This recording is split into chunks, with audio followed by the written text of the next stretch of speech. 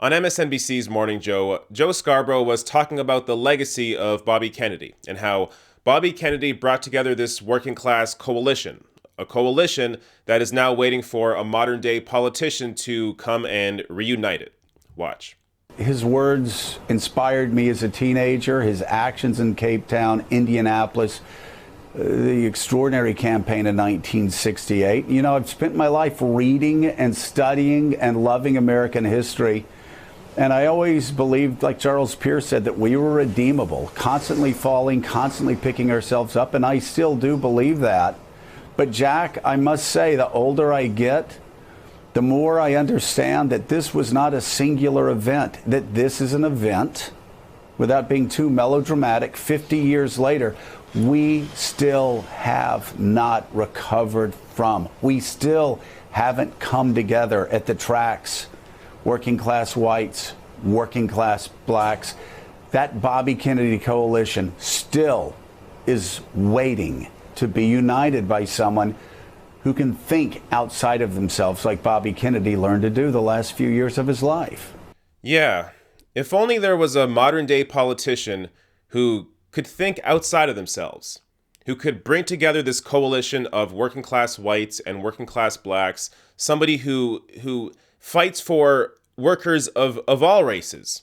Only if a politician like that existed. What I'm doing here is to support working people. The Vermont senator crisscrossing the Southland to meet with Disneyland employees in Anaheim, where unions are pushing legislation to increase wages for hospitality workers. We're here to stand with those workers and fight for at least $15 an hour now and $1 an hour per year into the future. Right now you have people, as I understand it, working at Disneyland who are actually living in tents. They can't afford an apartment. People who are struggling, to eat. Then it's off to the Port of Long Beach, where Sanders will hold a town hall with dock workers, economic inequality at the heart of his message. We got to create an economy that works for all people, not just a few. Sanders is also planning an LA rally with members of the Black Lives Matter movement in support of criminal justice system reform, which has the United States having 2 million people in jail now, more than are in jail in China. We're spending $80 billion a year to lock fellow Americans up. All right, sure. Bernie Sanders is standing up for real workers. He's standing up for workers of all races. He's trying to fight for higher wages. He's standing up for criminal justice reform. Sure, he's doing all these things. But, nobody shows up to these things. Nobody actually, follows Bernie Sanders. Hours earlier, the line stretched around the block outside the $1 Million Theater in downtown Los Angeles. Inside the 2,300-seat space, not an empty chair to be found. The Vermont senator and 2016 presidential candidate delivering his populist message of social and economic justice to thousands of adoring fans. Rallying with members of the Black Lives Matter movement, calling for criminal justice system reform. At the end of the day, if it's not Bernie, it's you and you. It makes no sense that we have hundreds of thousands of people right now at this moment in jail. Do you know what their crime is, John? Their crime is that they're poor. They cannot afford bail, or they are in jail because they can't afford to pay a traffic fine. We have people in jail because we have a war on drugs that has failed. Sanders' Southland visit also includes stops in Anaheim to meet with Disneyland employees, where unions are pushing a ballot measure to increase hospitality worker wages to a minimum of $15 an hour at companies that have received subsidies from the city.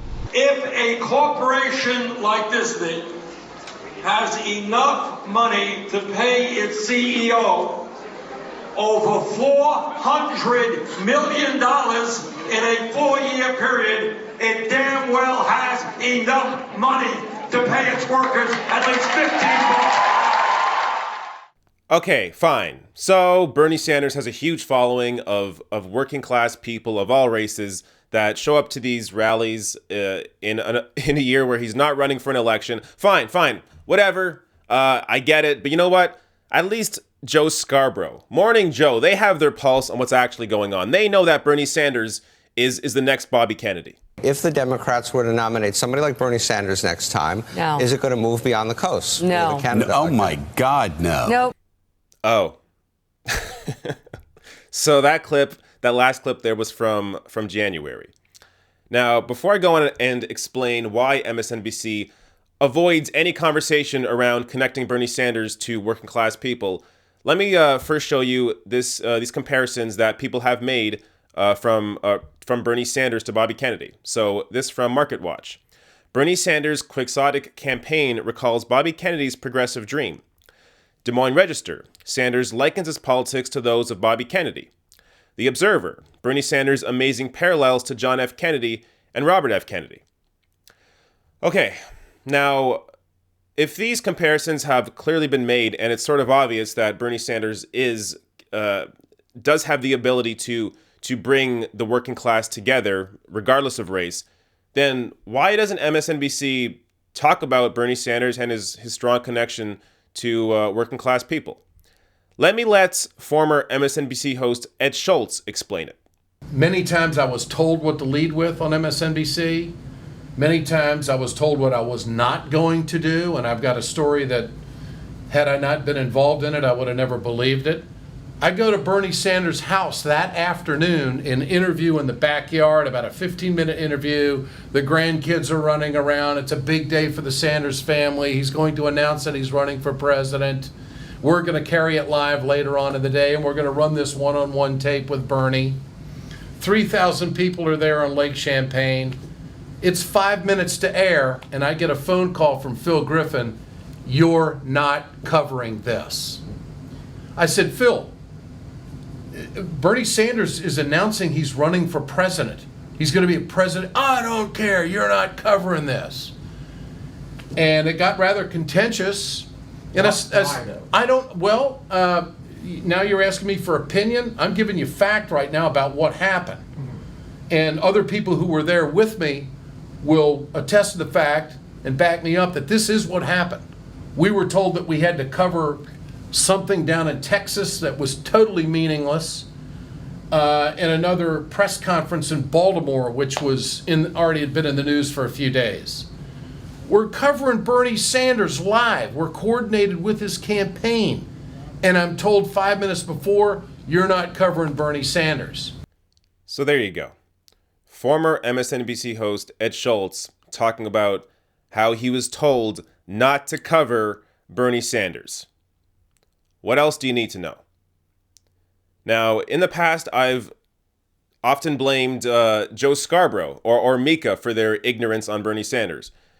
But it's not their fault. This comes from the top.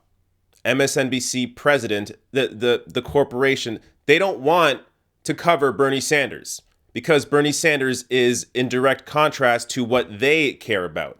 So this is, if you're not, if you're not watching YouTube yet, you should start doing it because MSNBC, CNN, Fox News, these major networks don't have your best interest in mind. They have their best interest in mind. Why would they tell you about a politician who is fighting for higher wages that will directly negatively affect them as a corporation?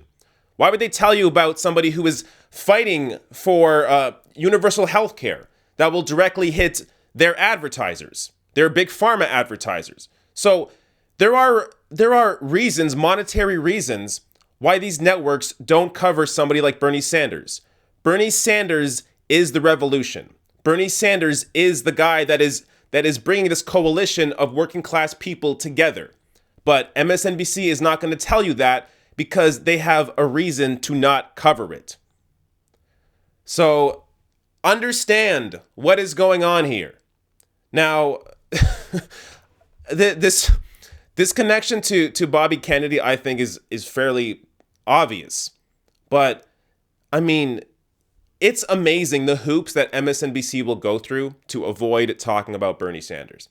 Anytime he's brought up, the conversation is either quickly dismissed or it's poo-pooed like it was in that one clip where they're just like, oh, no, Bernie Sanders for president. No, that can't happen, without explaining why. They never explain why. Next time you see anybody on television talk shit about Bernie Sanders, see if they actually explain why. Explain why his plans won't work. Actually dive into what their argument is. Because you'll find that in most cases, if not every case, they don't have an argument. There is no argument to make. Bernie Sanders is the most popular politician in the country for a reason. Part of that reason is that he's not a Democrat, that he is independent, that he's able to fight for the things that he believes in because he has seen them work in other countries. So it's not just pie in the sky promises. He has seen universal health care work in other countries. He has seen higher wages work in other countries without collapsing businesses. So the policies that he fights for them because there is proof of them working out in the world. You just have to look beyond your own borders. So next time you watch MSNBC, don't. Go on YouTube and figure out what the hell is actually going on in your country, because MSNBC, CNN, Fox News, these cable networks have no interest in telling you the truth. Hey, if you like this video, hit that subscribe button below and consider throwing me a few bucks on Patreon at patreon.com/therationalnational or therationalnational.com/join.